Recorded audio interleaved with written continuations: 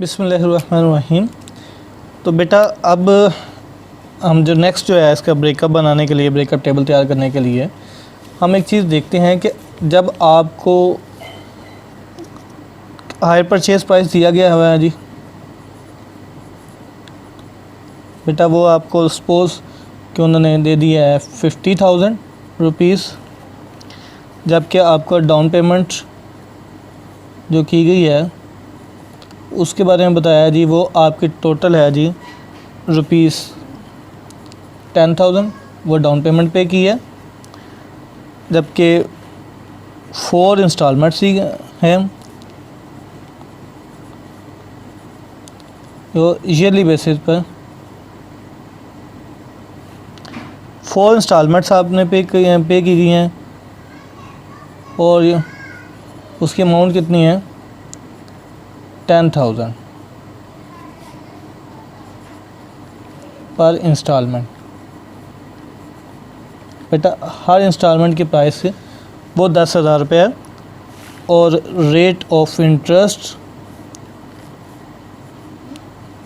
वो आपको दिया गया है बेटा 5% पर एनम। इसे हम कर सकते हैं 5/100 और इसकी वैल्यू आ जाएगी 0.05। जबकि बेटा आपको कैश प्राइस नहीं दिया गया, तो कैश प्राइस आपको नहीं दिया गया।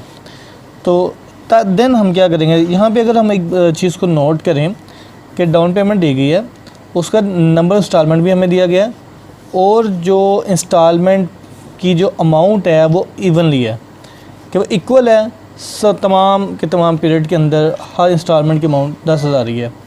तो बेटा इसके लिए जब हम कैश प्राइस कैलकुलेशन करेंगे तो बेटा उसका फॉर्मूला होगा V = A/I 1 - 1/1 + I पावर बेटा n लेंगे और ये ब्रैकेट को बंद करेंगे। यहाँ V से मुराद जो है अगर हम देखें तो वो है जी बेटा cash price after down payment, मतलब इसके अंदर इंस्टॉलमेंट वाली अमाउंट सारी आएगी, उसमें जो कैश शामिल है, डाउन पेमेंट शामिल नहीं है इस वीक के अंदर। ए जो होता है ये बेटा आपके पास आता है इंस्टॉलमेंट, आपके इंस्टॉलमेंट प्राइस जो आपकी उसकी अमाउंट आ जाएगी इंस्टॉलमेंट की। यहाँ पे आई जो है बेटा वो आपको शो होता है करता है जी रेट ऑफ इंटरेस्ट को, कि आप इंटरेस्ट कितना इसमें होगा उसका रेट है, और एन जो होता है बेटा वो नंबर ऑफ़ इंस्टॉलमेंट है जी, कि टोटल इंस्टॉलमेंट्स आपने कितनी पे करनी है। तो हम नेक्स्ट देखते हैं इसकी कैलकुलेशन करके जी।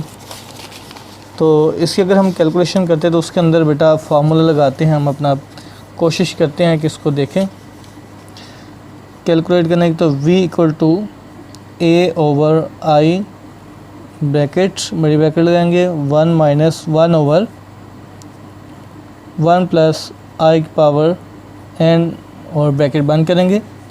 V = हमें पता है जी जो A है इसकी इंस्टॉलमेंट प्राइस वो हमें दिया गया है वो है जी 10,000 रुपये, जबकि I हमें दिया गया 5% 0.05 कर लेंगे, उसे डिवाइड करके जैसे हमने कैलकुलेट किया था वो 1 - 1/1 प्लस यहाँ फिर दोबारा इंटरेस्ट रेट को इसमें ऐड करेंगे और नंबर ऑफ इंस्टॉलमेंट हमारे पास 4 है वो हम यहाँ लिख लेंगे।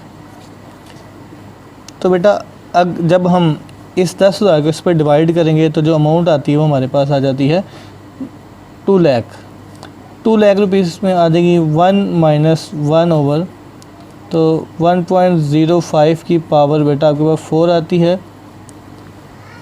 तो V = 2 लाख 1 - 1/, हम इसे डिवाइड करने की कोशिश करते हैं तो बेटा हमारे पास जो आंसर आता है 1 यानी कि इस पोर्शन को पहले सोल्व करते हैं, 1.05 की पावर लेंगे 4, तो आपके पास जो आंसर आता है 1.2155062। बेटा ये वैल्यू आपने कम से कम पॉइंट के बाद 6 वैल्यू लेनी है और फिर आपने फिर दोबारा 2 लाख आ जाएगा जी। हम इधर लिखें 2 लाख 1 माइनस बेटा ये 1 जो है इसको इस पर डिवाइड कर देंगे हम लोग। तो डिवाइड करने के बाद जो आंसर आएगा 0.82270025 ये आ जाता है। इसके बाद बेटा आपके पास फिर उसी तरह 2 लाख उसी तरह लिखेंगे और 1 में से जब ये माइनस कर देंगे तो हमारे पास बेटा जो बाकी अमाउंट बची है 0.17729775 ये बचेगी। बचने के बाद बेटा फिर हम इन दोनों को मल्टीप्लाई करेंगे। मल्टीप्लाई करने के बाद जो हमारे पास अमाउंट आती है आंसर आएगा वो आएगा 35,460 रुपीज़ आ जाएगा। और अब मैंने आपसे शेयरिंग हुई थी हमारी कि जी ये जो अमाउंट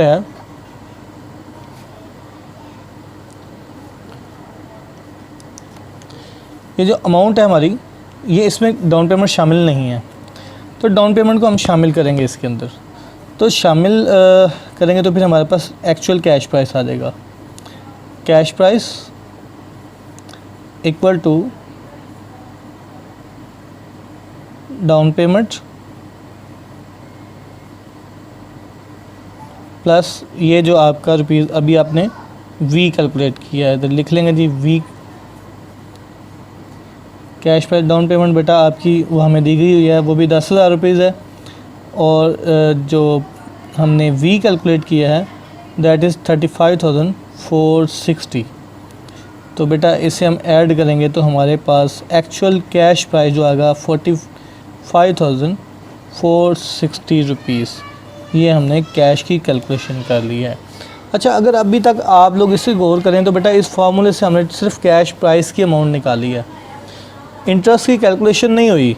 इंटरेस्ट की कैलकुलेशन हम करेंगे वो दोबारा से, वो जो कल मैंने आपको वो जो हमने पहले सीखा था। अब ब्रेकअप टेबल बनाना, अब टेबल बनाएंगे उसके बाद।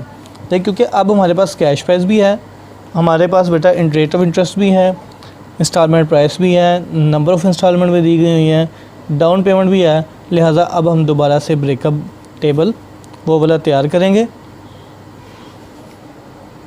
जो हम कैलकुलेट कर रहे थे, वो ब्रेकअप टेबल तैयार करेंगे हम लोग।